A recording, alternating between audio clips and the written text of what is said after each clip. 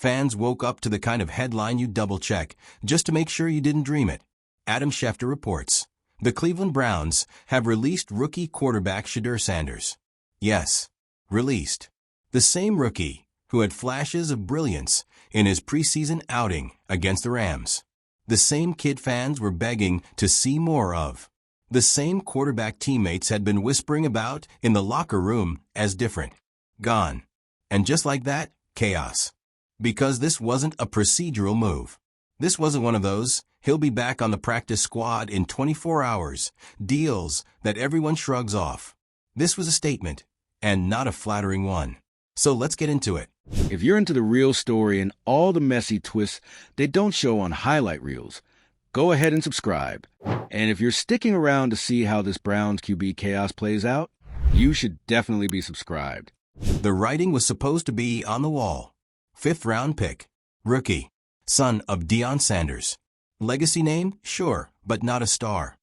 He wasn't supposed to even sniff QB1 his first year. That was the narrative. But then the Rams game happened. Under the blinding lights of preseason, with Aaron Donald watching from the sideline like a silent executioner, Shedeur stepped onto the field and did what rookies aren't supposed to do. He looked calm. Too calm. He made plays when the pocket collapsed. He read the defense quickly. And then there was the throw. The one everyone keeps replaying. Pressure screaming off the edge, defenders closing in, clock ticking down. Sanders plants his feet and drops a perfect strike into the tightest window imaginable. Completion. First down. Stadium roaring. That wasn't just a highlight. That was a glimpse. A glimpse of what could be. And fans felt it. The city felt it. For the first time in forever, Cleveland saw not just another quarterback, but someone who might actually be different. Someone with poise. Someone who didn't look rattled when the heat turned up.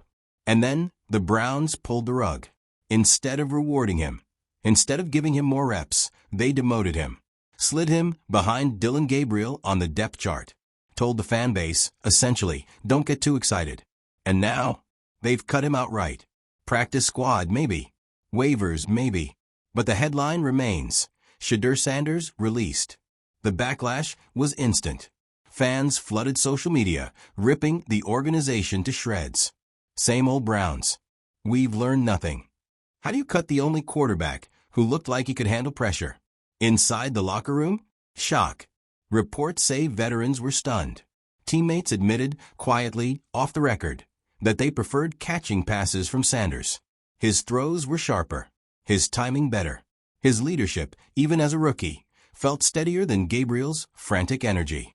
So why did this happen? Because the Browns are playing politics. This wasn't about performance.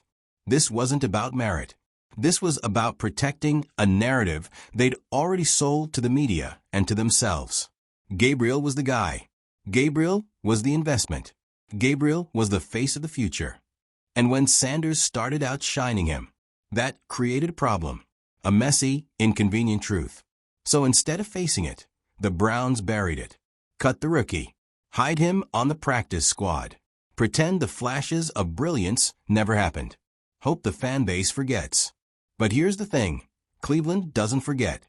This is a city that's lived through decades of quarterback heartbreak. Every false promise, every wasted draft pick, every shattered season is burned into memory. You can't just cut the one guy who gave them hope and expect them to shrug it off. Because hope is fragile here. And the Browns just stomped on it. And let's talk about the optics.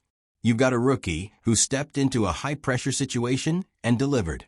You've got fans chanting his name after one preseason drive. You've got analysts pointing out his precision, his decision-making, his calm under pressure. And you cut him? For what? To keep Gabriel, who's been shaky in practice. To protect pride? To avoid admitting that maybe, just maybe, your later-round pick outperformed your chosen one? It's not just a bad football move. It's a PR disaster. Because now the conversation isn't about Sanders being a promising rookie. It's about the Browns being dysfunctional again. It's about the same old cycle, talent wasted, fans betrayed, narratives protected at the expense of reality. And here's the twist. This decision might not just hurt Cleveland. It might help someone else. Because if Sanders doesn't clear waivers, If another team snatches him up? Oh boy. Imagine the Steelers picking him up. Imagine the Ravens. Imagine Sanders developing into a star for a division rival, while Cleveland sits there empty-handed, clinging to what if. That's the kind of move that haunts franchises for years. It's déjà vu for Browns fans, who've watched talent after talent slip through their fingers, only to blossom elsewhere. And Sanders? He has the poise, the pedigree, the marketability. If he lands in the right spot, this cut could go from questionable to catastrophic real quick. But let's not write his obituary yet. Because Sanders isn't broken. He's motivated. This is a guy who's been doubted before, who's carried the weight of a famous last name, who's been told, "You're not him," only to prove them wrong at every level. Being released? That's fuel. Being told he's practice squad material? That's rocket fuel. And you can bet Shedeur isn't sulking. He's plotting, working, studying, waiting for the moment to prove, once again, that the Browns were wrong. Because that's what Cleveland forgot. You can cut a player, but you can't cut destiny. So here's the bottom line. The Browns have made their choice. And it's a choice that screams of insecurity, of fear, of protecting pride instead of embracing potential. The fans see it. The locker room feels it. The league is watching. And whether Sanders clears waivers or gets scooped up, this story isn't over. Not by a long shot. If he shines somewhere else, this will go down as one of the Browns' all-time blunders. Another chapter in the endless saga of a franchise that somehow, always, finds a way to trip over its own feet. But if Sanders stays, if he works his way back up from the practice squad, that story might be even sweeter. The comeback, the redemption, the rookie who wouldn't quit, who turned a setback into a launching pad. Either way, the Browns' decision today is a turning point. For Sanders, for the team, for the fans. Because moments like this don't just fade. They linger. They fester. They define eras. So what do you think? Did the Browns just make a colossal mistake? Or are they playing some 4D chess we can't see yet? Drop your take in the comments, because this one's going to divide fans for a long time. And if you're here for the meltdowns, the chaos, the PR disasters dressed up as football decisions, hit that subscribe. This saga isn't done. Not even close. This week's fake award? Most likely to become a Pro Bowl quarterback on someone else's roster. Take a bow, Shedeur. Cleveland might have released you, but the story's just beginning. Alright, let's just rip the Band-Aid off. Because if you thought the Browns releasing Shedeur Sanders was wild at first glance, the deeper you go, the uglier it gets. This isn't just a transaction. It's not just rookie quarterback cut, might land on the practice squad. No. This is a moment that could define Cleveland's season. Hell, maybe their decade. Because it's not just about who they cut. It's about what it says about the Browns as an organization. And what it says isn't flattering. Let's start with the obvious. The fans are furious. And not your casual shake your head, tweet about it, move on kind of upset. I'm talking pitchforks and torches energy. This is Cleveland, a city that has suffered through more quarterback heartbreaks than some franchises have total playoff games. These people know pain. They know disappointment. They know what it feels like to watch hope get dangled in front of them and ripped away. So when Shedeur stepped on the field against the Rams and gave them that spark, that calm poise, that fearless throw under pressure, they latched on. They said, finally, maybe this is it. And then a week later, he's gone. Released. Not benched. Not we're easing him in. Cut. Demoted to practice squad like a disposable part in the NFL's never-ending quarterback carousel. Fans saw it for what it was. Not a football move, but a political one. Because let's be clear, Sanders did not lose his job on the field. He lost it in the meeting rooms. He lost it to narratives, to pride, to a front office that didn't want to admit their handpicked guy, Dillon Gabriel, was floundering while a fifth-round rookie with a famous last name was outshining him. The tape doesn't lie. Sanders looked more comfortable, more decisive, more ready. Gabriel looked panicked, inconsistent, unsure. And yet the Browns doubled down on Gabriel. Why? Because Gabriel was their pick. Gabriel was the guy they sold as the future. Gabriel was the one they tied their reputations to. And in the NFL, pride can be more powerful than performance. That's what fans are angry about. Not just that Sanders was cut, but that the team insulted their intelligence by pretending he wasn't ready, by acting like the flashes they saw were a fluke instead of proof. And then there's the locker room. Because if you think the fans are mad, imagine being one of Sanders' teammates.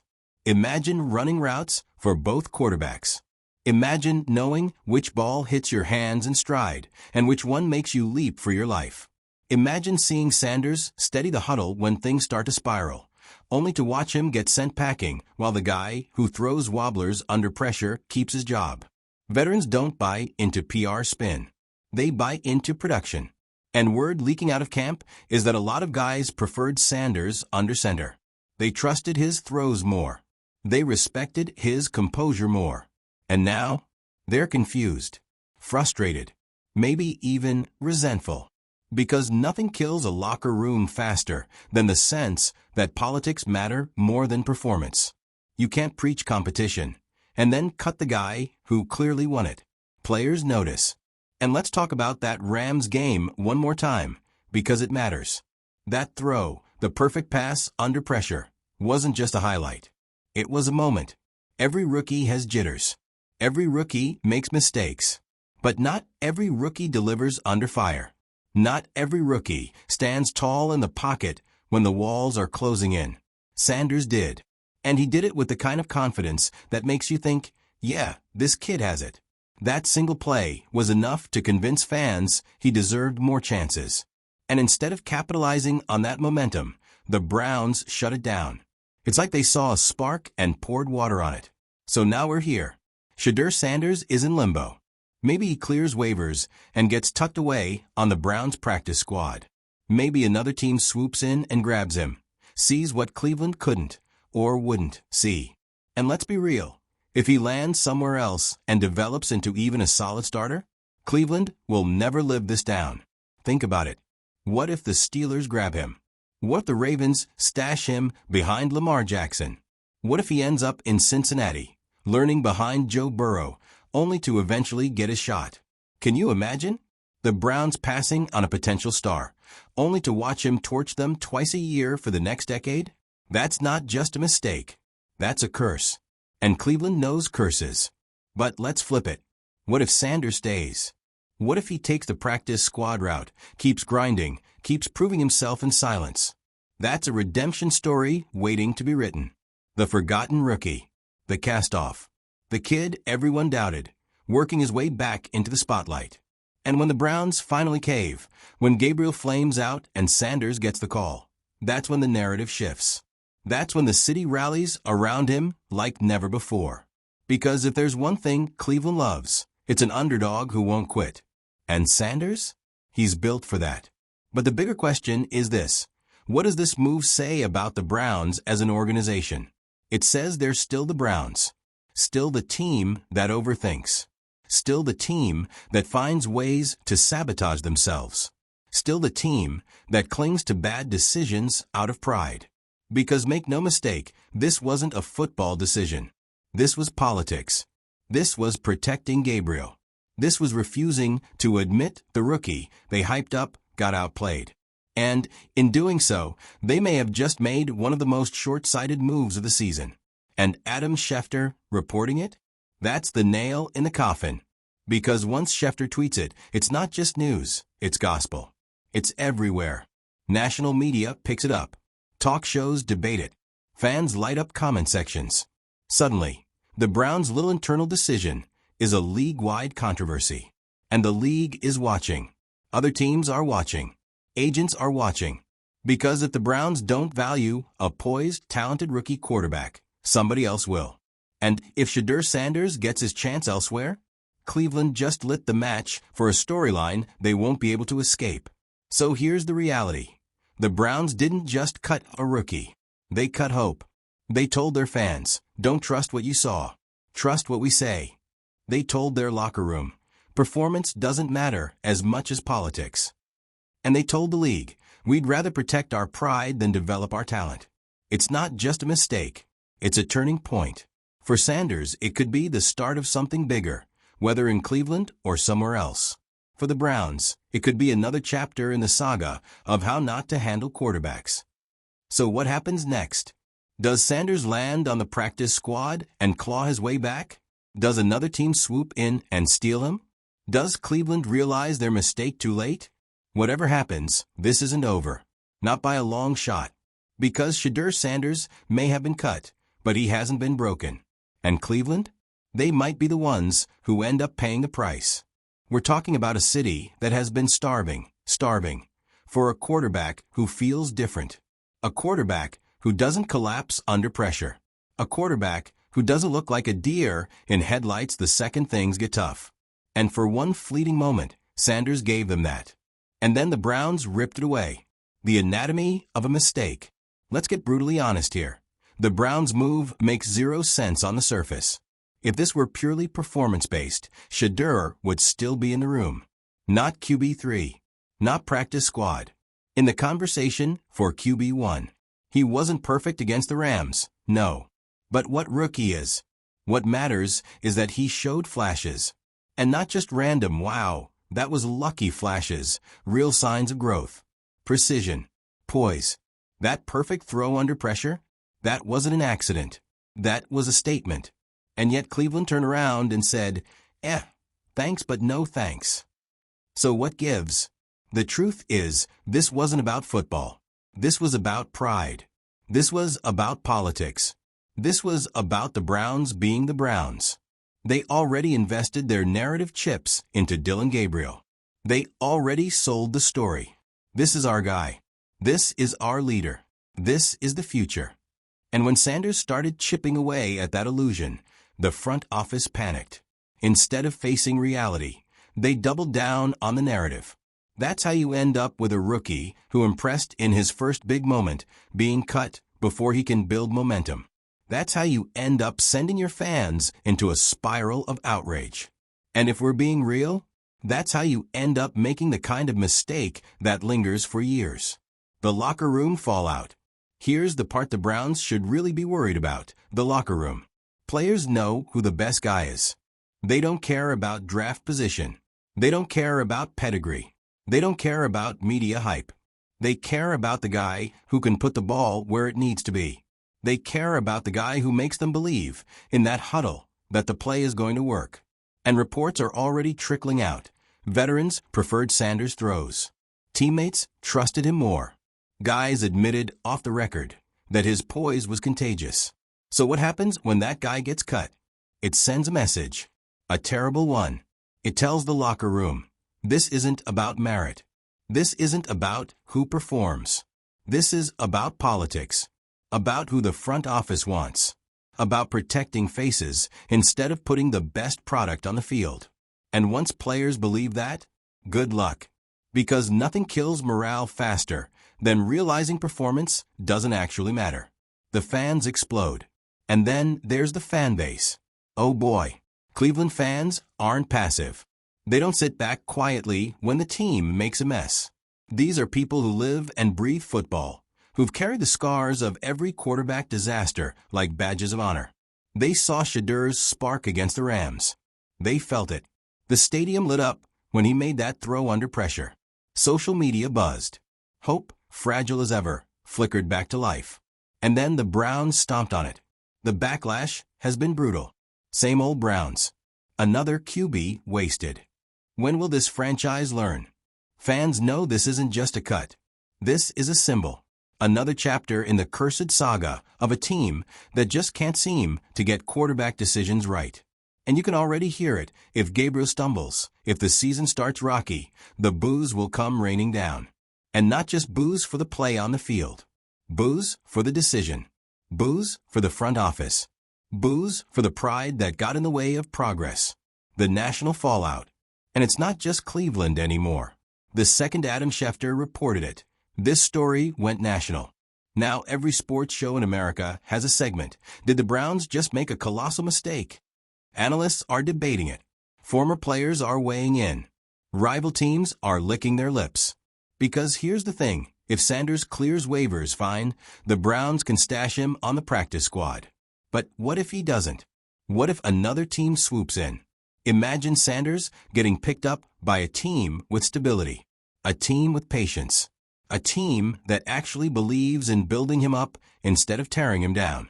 If that happens, Cleveland doesn't just look bad. They look incompetent.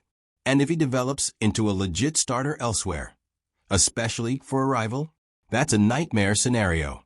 That's the kind of mistake that haunts franchises for decades. Shedeur's future. But let's flip the script. Because while this move is a disaster for Cleveland, it might actually be the best thing that could happen to Sanders. Because here's the truth, this kid isn't broken. He's hungry. Being released? That's fuel. Being doubted? More fuel. Being labeled a practice squad quarterback when you've already proven you belong? That's jet fuel. And Shedeur knows how to handle doubt. He's been living with it since the moment he started playing under his father's shadow. Every step of his career has been a chorus of he's only here because of Dion. And every step of his career, he's silenced that chorus by playing, by delivering, by proving he's more than a name. This is just another test, another hurdle, another chance to prove people wrong. And if there's one thing we've learned about Shedeur Sanders, it's that he doesn't run from those moments. He thrives in them. The Browns' legacy of blunders. And that's why this story feels so painfully familiar for Cleveland. Because this isn't the first time the Browns have mishandled a quarterback. This is a franchise that has a literal graveyard of names stitched across the backs of jerseys. Dozens of quarterbacks who were supposed to be the guy but never were. Some failed on their own. Some were ruined by bad coaching. Some never even got a fair shot. And now, Shedeur Sanders gets added to that cursed history. The Browns had a chance to break the cycle, to embrace the kid who looked different, to ride the spark, to give fans something real. And instead, they did what they always do. They played it safe. They played it political. They cut the kid who could have changed everything. The turning point. So here we are. Sanders' NFL future hangs in the balance. Maybe he clears waivers, maybe he doesn't.